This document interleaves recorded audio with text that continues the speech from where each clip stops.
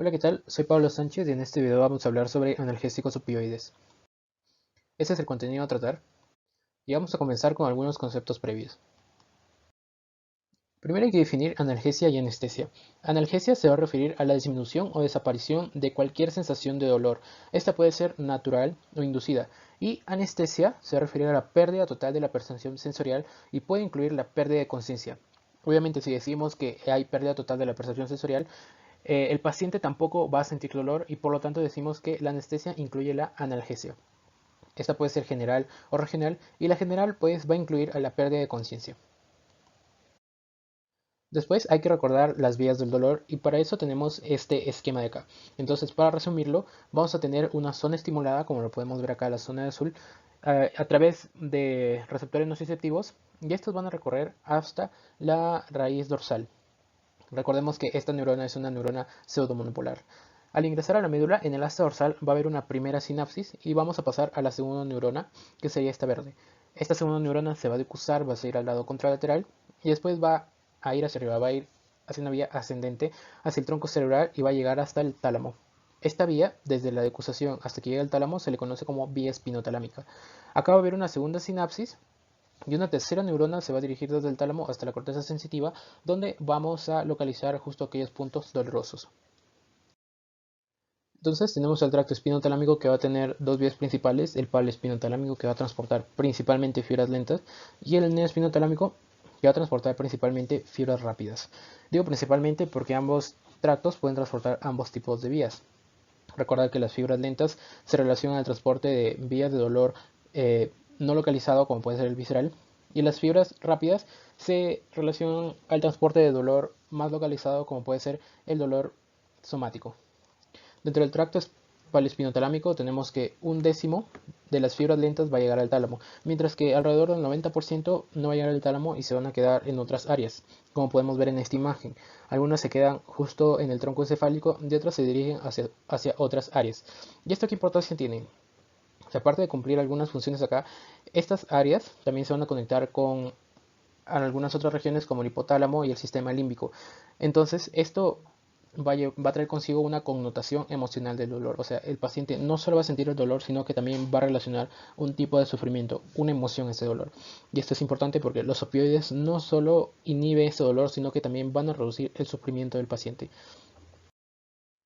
Luego tenemos el sistema endógeno de analgesia. Si las vías del dolor son ascendentes, este sistema endógeno de analgesia va a ser principalmente descendente, como vemos en esta imagen. Lo principal es que este sistema se va a originar de varias vías, tanto del tronco encefálico, de varios núcleos del tronco encefálico, como también de algunos complejos que se encuentran en el asta dorsal. Van a haber dos tipos de neuronas, las serotoninérgicas y las de encefalina. Y como vemos acá, va a inhibir justo esta primera sinapsis de las vías espinotalámicas, como ven en esta neurona rojita de acá. Y los mediadores, los neurotransmisores que se ven involucrados principalmente son las endorfinas, justo los opioides endógenos. Entonces, pasemos a hablar de los opioides endógenos.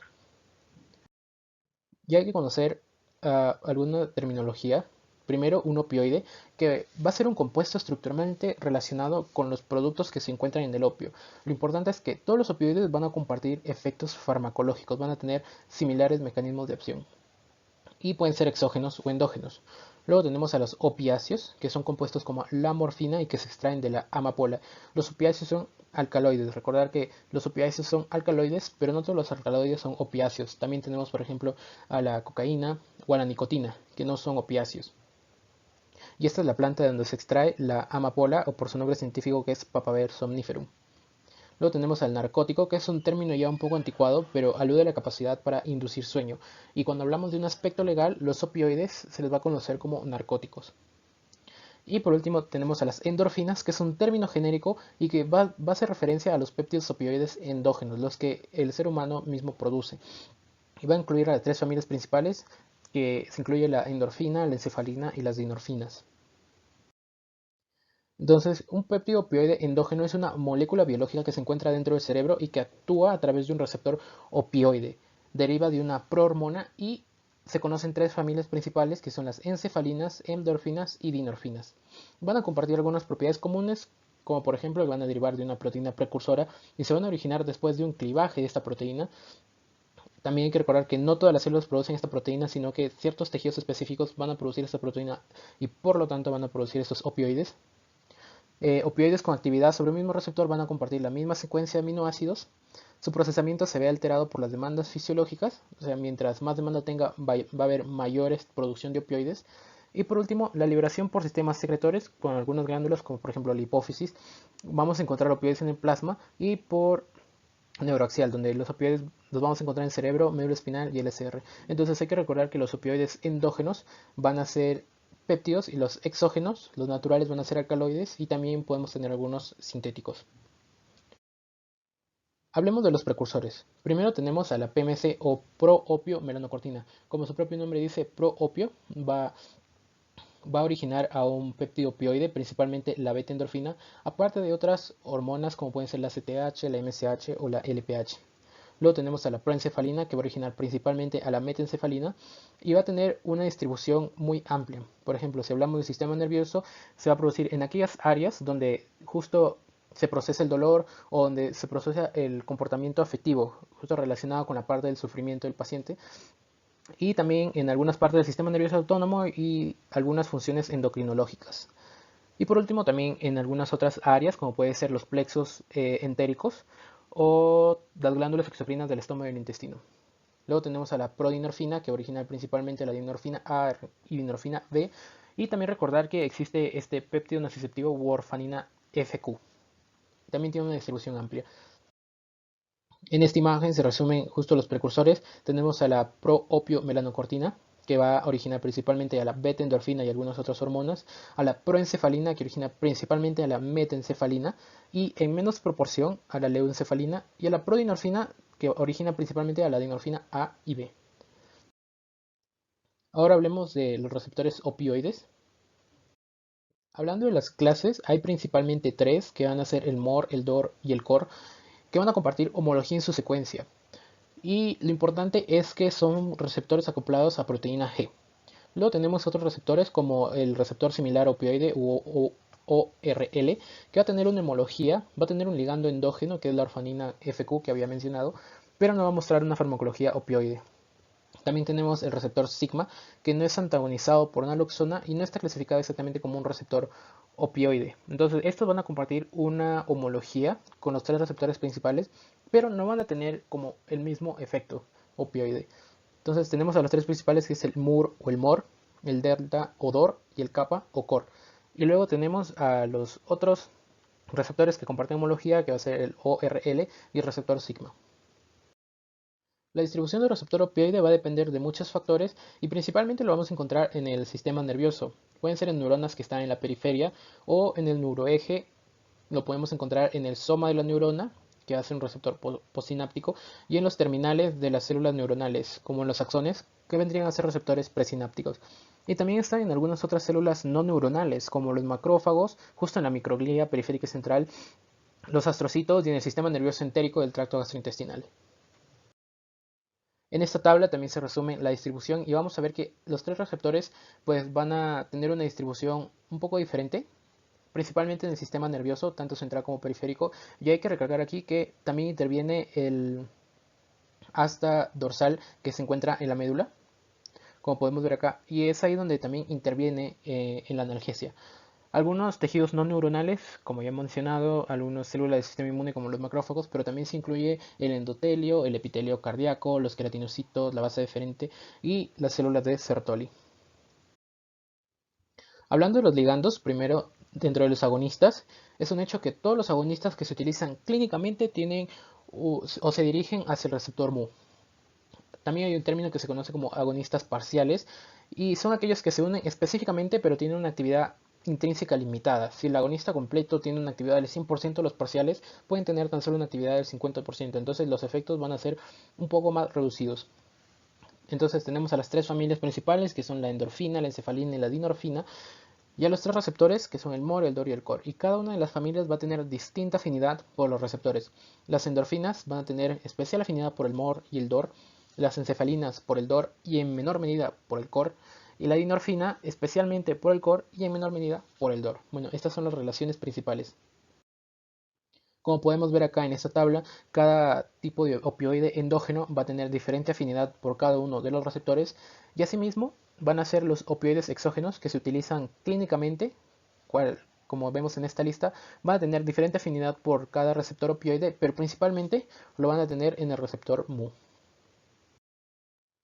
Ahora hablamos de los antagonistas, como por ejemplo naloxona o naltrexona, y lo importante es que son pantagonistas con afinidad por todos los receptores, como podemos ver acá. O sea, los antagonistas son capaces de antagonizar a todos los receptores, a todos los tipos de receptores.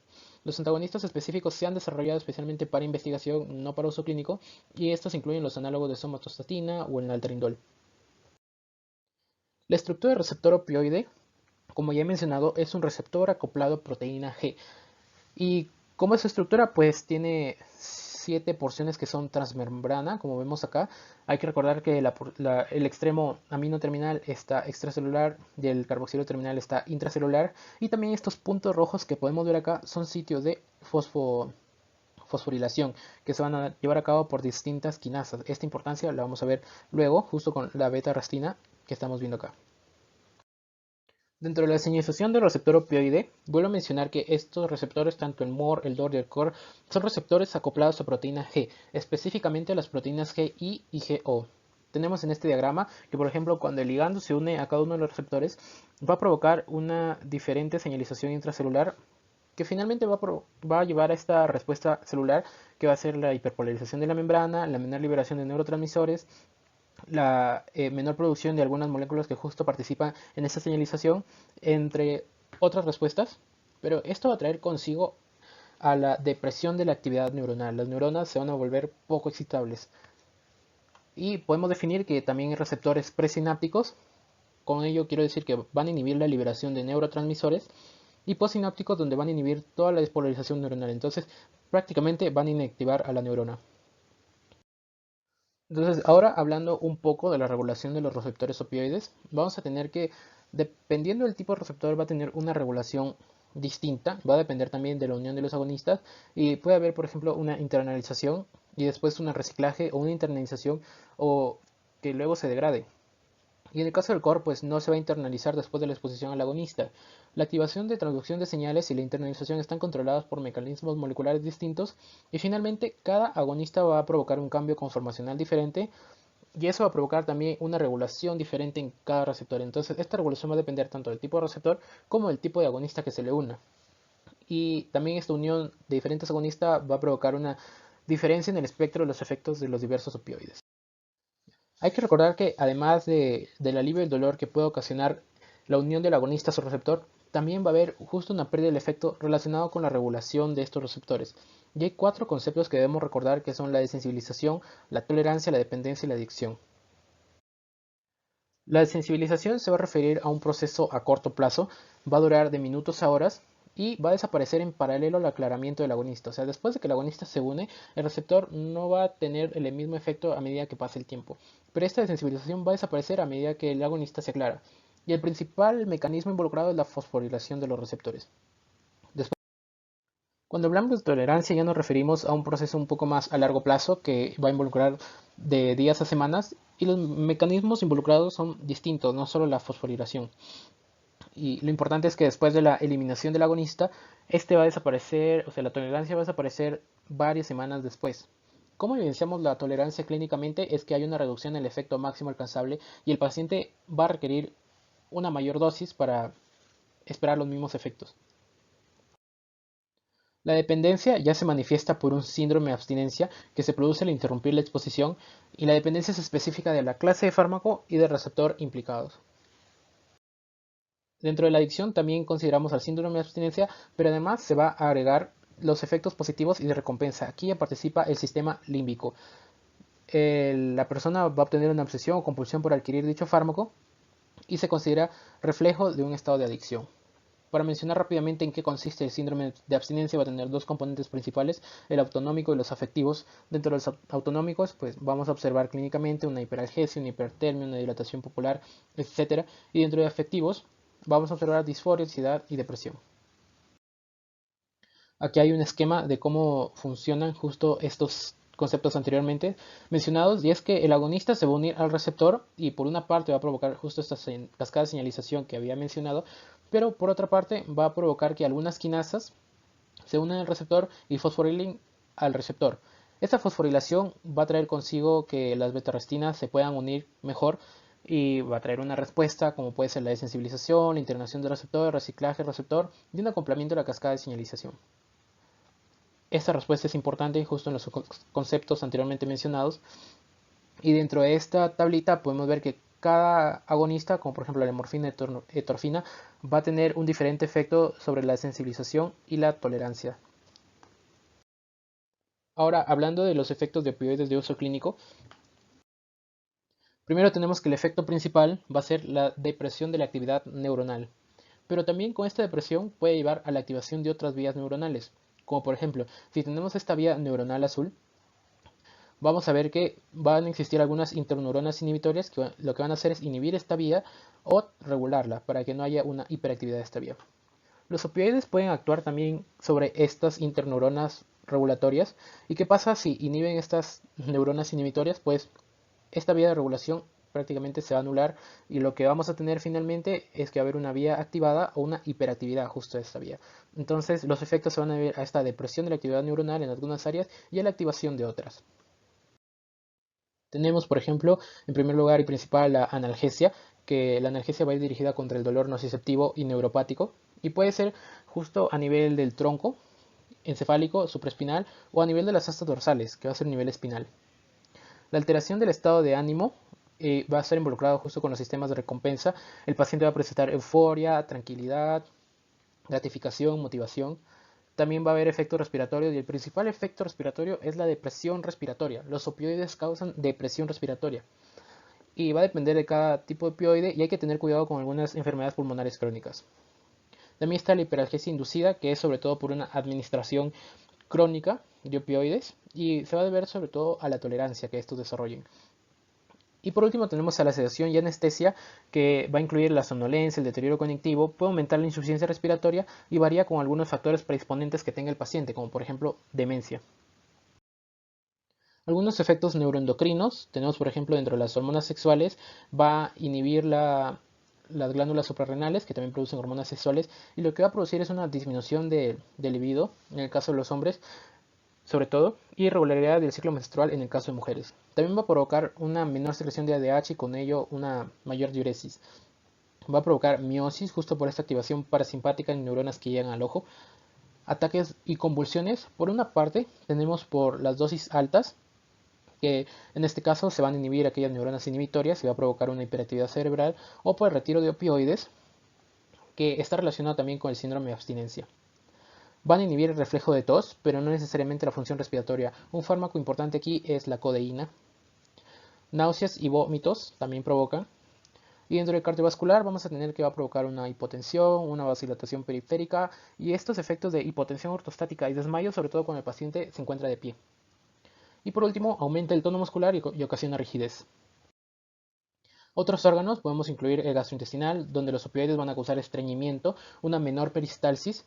Aquí tenemos la importancia de la loperamida para diarreas y un aumento de la presión de vías biliares. Inhibe el reflejo de micción, pueden causar rubor y prurito, justo como un síntoma en la piel. Y esto se relaciona también con lo del sistema inmune, donde va a deprimir el sistema inmune, pero también va a ocasionar una degranulación de mastocitos. Esto va a traer pues la broncoconstricción y vasodilatación, y hay que tener cuidado con el uso en asmáticos. También va a ocasionar una disminución leve de la temperatura corporal. En este cuadro se detallan que cada receptor, cuando cada tipo de receptor se activa, va a tener una respuesta diferente, como podemos ver acá. En este otro cuadro se resumen cada una de las actividades cuando cada receptor se activa. Ahora tenemos la clasificación de los opioides. Primero tenemos la clasificación según su fuente. Tenemos a los opioides naturales, que van a derivar del opio, directo de la amapola. Y hay que recordar dentro de los naturales que tenemos a la morfina y a la codeína. Los semisintéticos, que bueno, después de un procesamiento de los opioides naturales surgen otros opioides. Tenemos principalmente a la heroína y el tramadol. La heroína, que es una droga muy conocida, y el tramadol, que es un analgésico ampliamente utilizado. Finalmente tenemos a los sintéticos, que no derivan de los opioides naturales, y hay que recordar aquí a la naloxona y al fentanilo. Otra clasificación es si son agonistas o antagonistas. Tenemos a los agonistas puros, a los agonistas parciales, a los agonistas antagonistas, que pueden participar de los dos dependiendo de la concentración, y a los antagonistas puros, que tenemos aquí a la naloxona principalmente. En esta imagen podemos ver cómo los agonistas de uso clínico van a compartir su estructura. Por ejemplo, en el caso de la morfina, esta zona amarilla, vamos a ver que va a tener similares en diferentes opioides. Ahora, algunos opioides de uso clínico. Vamos a empezar con la farmacocinética y empezando por la absorción, los opioides se van a absorber por todas las vías y van a tener una disponibilidad en torno al 100% cuando se administran por vía intravenosa o intramuscular. Su distribución va a depender del tipo de administración y aquellos opioides que son más liposolubles van a tener una distribución más amplia por los tejidos. Se van a metabolizar principalmente en el hígado y la excreción va a ser principalmente renal. Luego tenemos la potencia analgésica. No todos los opioides van a servir de igual forma como analgésicos. Por ejemplo, tomando de punto de referencia a la morfina como uno, vamos a ver que la codeína tiene un 0.1 de actividad a comparación de la morfina, o sea, no sirve mucho como analgésico. Mientras que al otro lado tenemos al sulfentanilo, que es 500 a 1000 veces más potente que la morfina. Obviamente esta potencia analgésica se relaciona con el desarrollo de tolerancia y adicción hacia los opioides. Luego tenemos en primer lugar a la morfina, que va a ser el narcótico de referencia, va a ser hidrosoluble y se va a poder aplicar por varias vías. Tanto la morfina como su metabolito activo contribuyen a la analgesia. Su metabolito principal es la morfina C-glucurónido. Y tenemos que la morfina va a desarrollar tolerancia y dependencia física. Si se aplica intratecalmente, la analgesia va a ser muy intensa y más prolongada. Luego tenemos a la heroína, que es un derivado justo de la morfina, que se va a presentar como un polvo blanco, marrón, soluble en agua, goma o alquitrán negro. Puede ser administrado por vía oral, donde va a pasar a circulación y se convierte en morfina por el hígado, o por vía intravenosa. Por esta vía la heroína es más lipofílica y va a penetrar más fácilmente al sistema nervioso central. Entonces, ¿cómo actúa la heroína? Es justamente cuando entra al hígado es metabolizado rápidamente a morfina y a algunos otros metabolitos activos y es así como va a cumplir su mecanismo de acción. Luego tenemos a la codeína, que tiene una alta eficacia y menos efectos adversos por vía oral, pero sí se relaciona con el desarrollo de tolerancia. Es un narcótico débil y no eficaz para el tratamiento del dolor, como ya habíamos visto en la diapositiva anterior, y es un excelente antitusígeno. Hay que recordar también el dextrometorfano, que es de uso comercial, es un isómero de codeína y también se utiliza como un antitusígeno. Luego tenemos al fentanilo, que es un sintético liposoluble, es más potente pero con menor duración y es usado principalmente para la inducción de anestesia. Se utiliza también para el manejo de dolor agudo y se aplica por vía intravenosa o transdérmico. Otros parecidos también tenemos al remifentanilo. Después el tramadol, o comercialmente como se le conoce como tramal, es un narcótico atípico y actúa a nivel central. Tiene un metabolismo en hígado y eliminación renal y es 35 veces menos potente que la morfina. Y algunos efectos que causa son la somnolencia, las náuseas, vómitos, depresión respiratoria, bajo potencial para producir dependencia o tolerancia. Luego tenemos a la oxicodona, que es efectivo por vía oral, es muy potente y potencialmente adictivo, es derivado de la tebaína y se metaboliza por este citocromo 2D6, eliminación renal y su tiempo de vida medio es alrededor de 3 a 5 horas. Luego tenemos este droga recreativa que es el Vicodin. El Vicodin es la combinación de hidrocodona, un opioide, más acetaminofén, que es un inhibidor de la ciclooxigenasa. Tiene varios nombres comerciales, es un potente analgésico opioide y es usado en dolor severo, pero también es usado como una droga recreativa. Es un producto altamente adictivo. Aquí tenemos su farmacocinética y este Vicodin se conoce popularmente en la serie House, donde el protagonista Dr. House es adicto a esta sustancia, al Vicodin, a la combinación de hidrocodona con acetaminofén. Por último tenemos a la naloxona, es un antagonista, como ya había mencionado, se une a todos los receptores, pero con mayor afinidad al MOR. Como podemos ver en esta tablita, la naloxona puede inhibir todos los receptores, pero lo va a hacer mayormente al MOR. Revierte efectos, incluyendo la analgesia, y se puede aplicar por varias vías, intravenosa, intramuscular o por infusión venosa, y si se administra rápido se relaciona algunos efectos adversos. Lo importante es que sirve como antídoto ante toxicidad por opioides. Si bien un paciente con toxicidad por opioides presenta esta clínica, el antídoto de elección es la naloxona. Estas son las referencias utilizadas para este video. Muchas gracias.